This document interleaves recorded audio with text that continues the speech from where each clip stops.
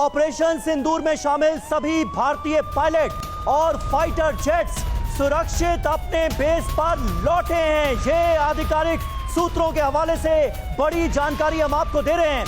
ये खबर आप तक पहुंचाना इसलिए भी जरूरी है क्योंकि तमाम तरह के प्रोपेगेंडा और फेक न्यूज का अंबार लगा दिया गया है पाकिस्तानी मीडिया की तरफ से, और पाकिस्तान में जिन चैनलों को जिम्मेदार माना जाता है वो लगातार झूठी खबरें फैला रहे हैं, अफवाहें फैलाने का काम कर रहे हैं। शायद इसके अलावा उनके पास कुछ बचा नहीं है। इसलिए हम आपको आधिकारिक सोर्सेस के हवाले से ये जानकारी दे रहे हैं कि ऑपरेशन सिंदूर में शामिल हमारे सभी जाबाज भारतीय पायलट और फाइटर जेट्स पूरी तरह से सुरक्षित हैं और पूरी तरह से सुरक्षित वो वापस अपने बेस पर लौट आए हैं। इस ऑपरेशन सिंदूर को पूरी तरह से कामयाबी तक पहुंचाने के बाद हमारे सभी पायलट पूरी तरह से सुरक्षित हैं। ये बड़ी खबर, राहत भरी खबर हम आप तक पहुंचा रहे हैं। और हमारे साथ इस वक्त सुमित चौधरी मौजूद हैं। सुमित, इस खबर का इंतजार हम सब कर रहे थे, जानते तो हम थे, लेकिन आधिकारिक सूत्रों के हवाले से पुख्ता जानकारी का इंतजार था। क्या अपडेट देना चाहेंगे? देखिए, बिल्कुल पाकिस्तान का प्रोपेगेंडा लगातार आप देखें कि पहले पाकिस्तान अलग अलग तरीके के क्लेम कर रहा है, लेकिन ये जरूर है कि ना तो कोई कैजुअलिटी है ना कोई इंजरी है, और सारे के सारे पायलट जिन्होंने इन ऑपरेशन को अंजाम दिया था वो अपने बेसिस पर है।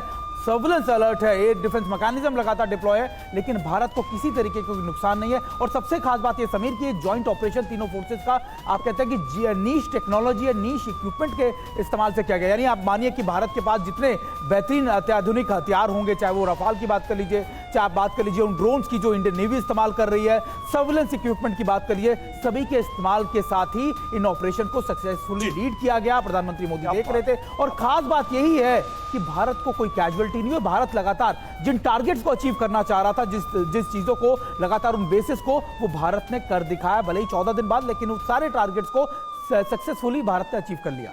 बिल्कुल। और देखिए, भारत की सेना की क्रेडिबिलिटी पर कोई सवाल नहीं है। एक प्रोफेशनल सेना है, चाहे एयरफोर्स हो चाहे आर्मी हो। मनीष, जिस तरीके से अब यह ऑफिशियल हो गया है कि सभी पायलट्स सेफ हैं, सुरक्षित हैं, ऑपरेशन को अंजाम देके आ चुके हैं, मतलब ये फुल स्टॉप है उन सारे प्रोपेगेंडा, नकली वीडियो। हम तो ये देख रहे हैं कि पाकिस्तान सरकार में बैठे जिम्मेदार पदों पर बैठे लोग भी उसी फेक खबर को इधर उधर फैला रहे थे। बिल्कुल। देखिए, एक और प्रोपेगेंडा जिसका पर्दाफाश हुआ है वो ये है और कि भारत के कोई भी सैनिक को कैप्चर नहीं किया गया है।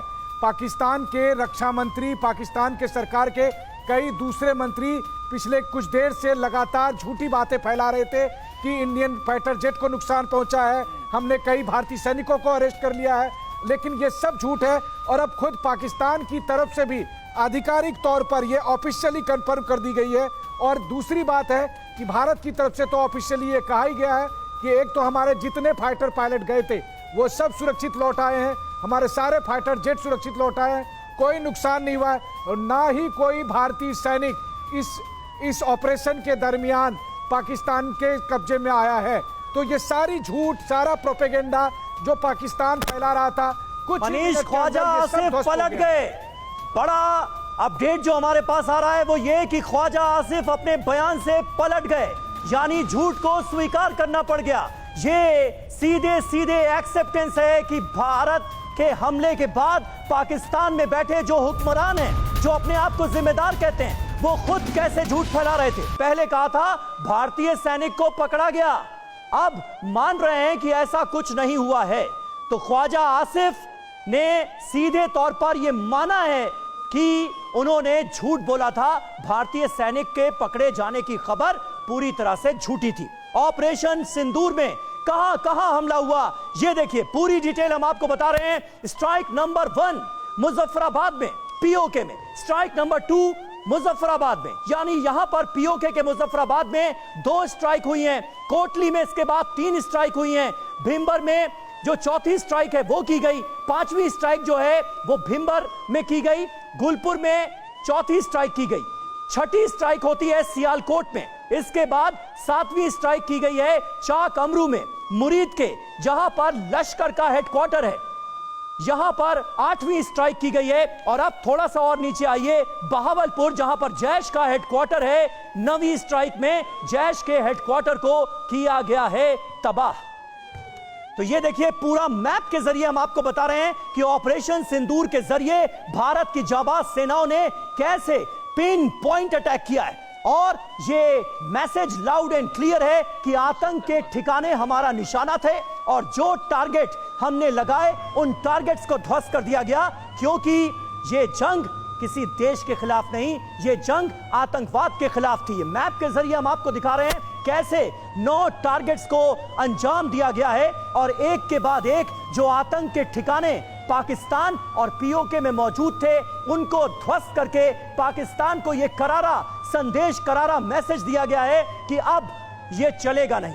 अब जो सबूत मांगो गिरोह है पाकिस्तान का, वो ये कहकर काम नहीं चला सकता कि हमें सबूत चाहिए। डॉजियर पर डॉजियर सौंपने के दिन गए, अब सीधे निशाना बनाया जाएगा आतंक के अड्डों को। भारत ने यह मैसेज पाकिस्तान को दे दिया है।